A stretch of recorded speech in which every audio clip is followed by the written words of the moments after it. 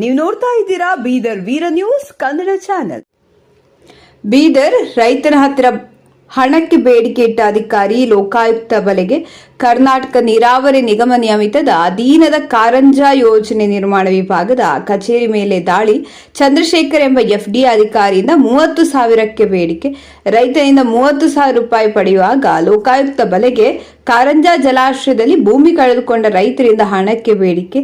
ಸರ್ಕಾರದಿಂದ ಬಿಡುಗಡೆಯಾದ ಹಣದಲ್ಲಿ 5% ಬೇಡಿಕೆ ಆರೋಪ. ಕಳೆದ ಕೆಲವು ದಿನಗಳ ಹಿಂದೆ ಅಷ್ಟೇ ಕಾರಂಜಾ ಇಲಾಖೆಯ ಎಇ ಮೇಲೆ ದಾಳಿ. ಲೋಕಾಯುಕ್ತ ಡಿವೈಎಸ್ಪಿ ಓಲೈಕಾರ್ ನೇತೃತ್ವದಲ್ಲಿ ದಾಳಿ.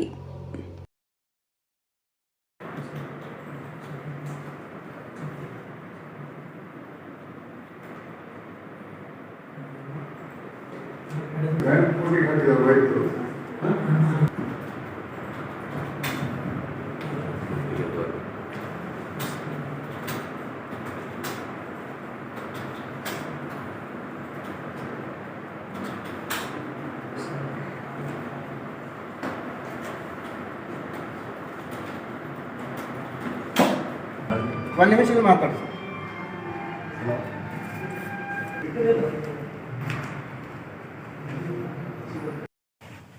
ಬ್ಯಾಕ್ ವಾಟರ್ದಾಗ ಹೋಗ್ಯದ, ಅದಕ್ಕೆ 19 लाख ರೂಪಾಯಿ ಜಮಾ ಆಗ್ಯಾವ. ನಾನು ಅದಕ್ಕೆ ಪರ್ಸೆಂಟೇಜ್ ಅಂತ 30,000 ಕೊಟ್ಟಿದ್ದೀವಿ ನಾವು. ಅವರೆಲ್ಲರ ಬಳಿ 4% 5% ಹಿಂಗೆ ತೊಗೊಂಡು ನೂರಾರು ಮಂದಿ ರೊಕ್ಕ ಕೊಟ್ಟಿದ್ದೆವು. ಕೊಟ್ಟೋ ಮಂದಿ ಎಲ್ಲ ನಾನು ಭೀ ದಂಧೆ 2 ತಾರೀಕಿಗೆ 1 ತಾರೀಕಿಗೆ ನಾವು ಮಾತಾಡಿದ್ದೆವು. ಅದೇ ಹಿಂಗೆ 4-5 ದಿನ ಹೋಗಿ ಇವತ್ತು ರೊಕ್ಕ ಕೊಟ್ಟೆವು.